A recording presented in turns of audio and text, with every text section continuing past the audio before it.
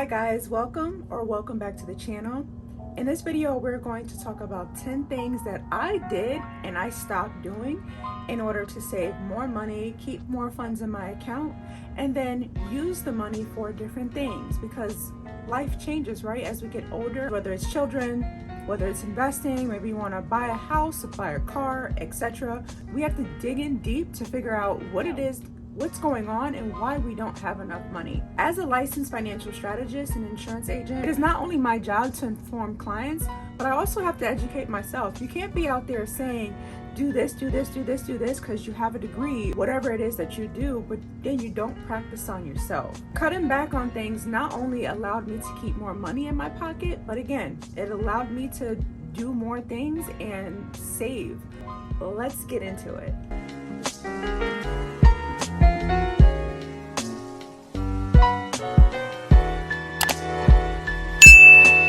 Number one, canceling subscriptions. Here's the thing, everything you can't live without, right? But realistically speaking, do we need 5, 10 subscriptions? Netflix, Hulu, Stars, BET Plus, all of these things that are coming out of our account a month, do we realistically need them? That could be a determining factor right there to save a couple of coins, whether it's $6, $10, $15. Also, learning how to bundle these deals could also put you in a better situation. So for example, I have Verizon, and it wasn't until maybe sometime last year when I went into the Verizon store and saw that they had these promos to bundle for a person that already pays for an unlimited data package. So I got Hulu, ESPN, Apple Arcade, and something else, but all this time I was either using someone else's account or was paying for it. I already had a phone bill, which comes with a phone bill, that I could just have been using these accounts for free. Also, if you can avoid doing things monthly and just probably kicking it right at the beginning of the year and taking care of the annual fee, that can also save you. Upgrades. Now let's talk about upgrades. Upgrading your car, upgrading your phone every single year or every other 2 years. There's so much money that goes into upgrades. Literally, what is the point half the time? Want to keep up the Joneses or live like the Kardashians is like, there's no point in that. I also own all my vehicles. I've never had a car payment. Some years back, I used to think that it was okay to just get every new phone because I was obsessed with phones. When the iPhones, I was getting Samsung, I always had 2 phones. I was always upgrading my phone every single year, but not through a plan. I would literally buy the phone out because it was 1, cheaper, and 2, I always had to connect. But at some point it was just like, what's the point? Like, you upgrade the phone, you might get 1 to 2 new features in the phone, and now you're back on another plan or a bill, especially if you're leasing the phone. There's no point. Number 3, excessive buying and shopping and spending. Just because things are on sale doesn't necessarily mean it's on sale. There are tricks to it, and these industry leaders know that. So any discounts that they would have on the market, like 70% off, blah, blah, blah, blah, blah, blah, there are tips and tricks to being able to manipulate the system. So just buying things just because, oh, someone posted it, or oh, my favorite influencer posted it. Guys, we waste a lot of money doing that. As for me, yes, I have a studio full of makeup, hair products, skincare, and all that stuff, but I coupon heavy.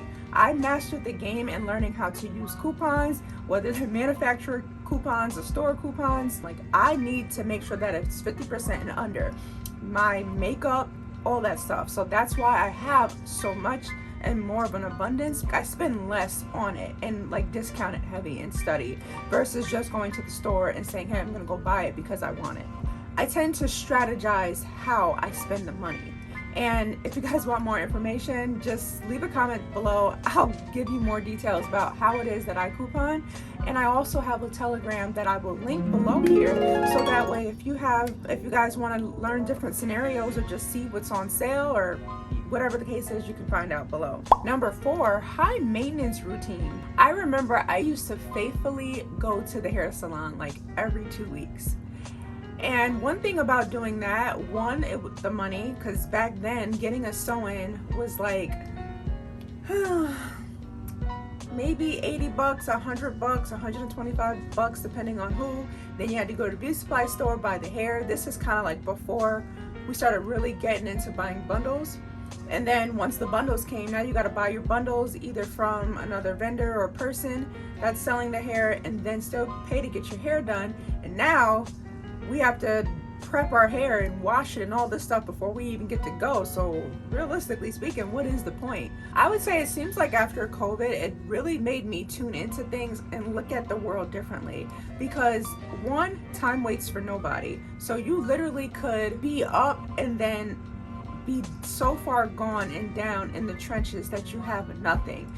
As a woman with intuition, it seems that that only applies when it comes to the opposite sex. Care and maintenance is not supposed to be stressful or difficult. However, I felt like I was experiencing both, especially right after COVID, and a little bit obviously beforehand too.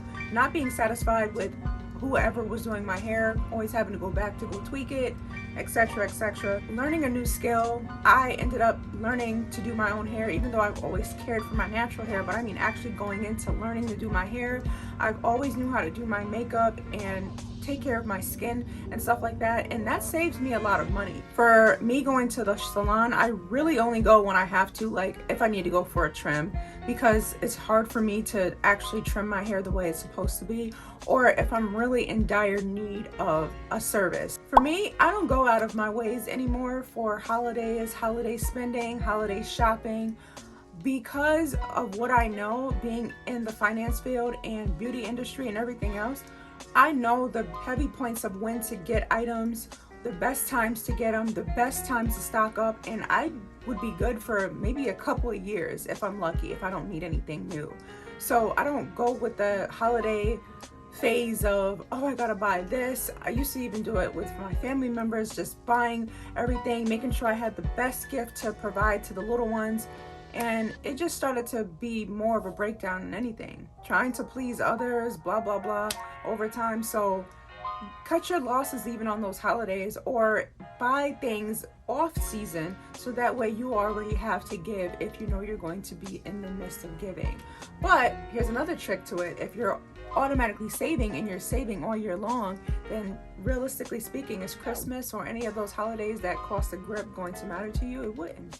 Number 6, learning every opportunity in side hustle. As a serial entrepreneur myself, I understand that mentality, that hustle, that grind. But what comes with that is not only your mental health, but also finances that sometimes are not talked about up front. Raise of hands, how many people have been to a person or been to a seminar or took a phone call or a Zoom or email for a friend telling you about this awesome opportunity that they have, and how much money they're making, or how much money their upline or leader is making, or someone you might have even seen on TikTok that says they make $4,000 to $7,000 a month. Drop this course below, you go purchase the course, and then you go ahead and put your investment into it.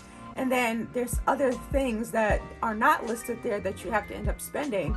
And then it becomes like a whirlpool, because every time you turn around, you're investing and investing and investing. I'm here to tell you from personal experience that you don't need to jump on every little thing. There's nothing wrong with being very enrichful in life, knowing and having lots of skills.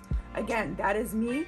But I realize that sometimes if you just dial and take a step back, it will come to you. I'm also not saying that it's not okay to invest into yourself. Everything that you see and you seek to it, and it's like, oh, this can make money, it doesn't mean that you have to jump on it. It's not going to make you the money right back. Focus on one thing so that way you can get yourself ahead of the game. Again, that takes time, but you do not have to be a side hustle junkie where you're literally jumping on literally every single thing that is pushed out to you. Number 7, pressure buying from social media. As a content creator myself, I see the potential in having multiple streams of income. But of course, this is why people do it, to earn the money. If you're not putting yourself on the opposite side of that coin, meaning if you're not putting yourself out there for social media, putting yourself out there for affiliate marketing and all that stuff, media, just like music, just like musicians, just like basketball players and NFL players and all that, when we go to pay for their concerts and tickets and shows and games, you're making the rich richer. Make sure that you're not superly being imposed and being pressured because of social media. Have your own mindset and only dish out what you can chew and what you can actually afford. Number 8, paying bills on time. And a side note, this used to be something I struggled with some years ago. My young-minded self, being in my 20s, I used to say, oh, it's all right. As long as they get the money, as long as they get paid, then everything is going to be good. Blah, blah, blah, blah, blah, blah. And that was the story. That was the life that I would live. But in reality, not only did it hurt, not so much like my credit score, but everything else, because when I was late to pay rent or pay a utility bill, one, you have to worry about those late fees. And those late fees are going to slide onto that bill. Being on top of things and even pushing things on auto pay, which is also something I would have never thought I would have done without my partner that's now in my life, because he is so adamant about putting things on auto pay. I don't know where I would be, because I would have still have been that person that's just like, oh, whatever, I don't care, I'm gonna pay it late, I'll pay it late. Number 9, saving on gas.